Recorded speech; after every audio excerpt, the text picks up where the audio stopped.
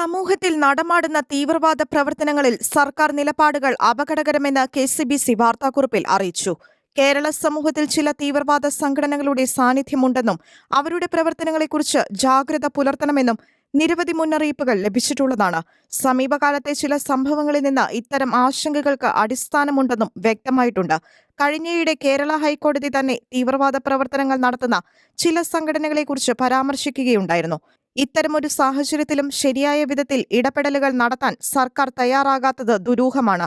തീവ്രവാദ പ്രവർത്തനങ്ങളുമായി ബന്ധപ്പെട്ട് പലപ്പോഴും ആരോപണ വിധേയമായിട്ടുള്ള ഒരു സംഘടനയുടെ പൊതുപരിപാടിക്കിടയിൽ ഒരു കൊച്ചുകുട്ടി വിളിച്ചുകൊടുക്കുന്ന മുദ്രാവാക്യങ്ങൾ കേരളം നടുക്കത്തോടെയാണ് കേട്ടത്.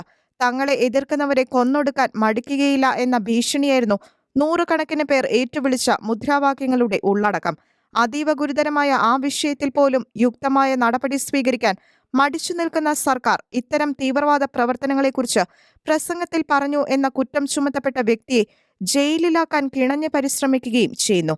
മതവർഗീയ സംഘടനകളെ പ്രീണിപ്പിക്കുന്ന ഇത്തരം നിലപാടുകൾ രാജ്യസുരക്ഷയ്ക്കും സംസ്ഥാനത്തിന്റെ ഭാവിക്കും അത്യന്തം ദോഷകരമാണ്. നിയമത്തിനു മുന്നിൽ എല്ലാവരെയും തുല്യരായി പരിഗണിക്കാനും കൂടുതൽ ഗൗരവമുള്ള കുറ്റങ്ങളെ അതർഹിക്കുന്ന പ്രാധാന്യത്തോടെ അന്വേഷണ വിധേയമാക്കാനും നടപടികൾ സ്വീകരിക്കാനും സർക്കാർ തയ്യാറാകണമെന്നും കെ.സി.ബി.സി പുറത്തിറക്കിയ വാർത്താക്കുറിപ്പിൽ പറയുന്നു.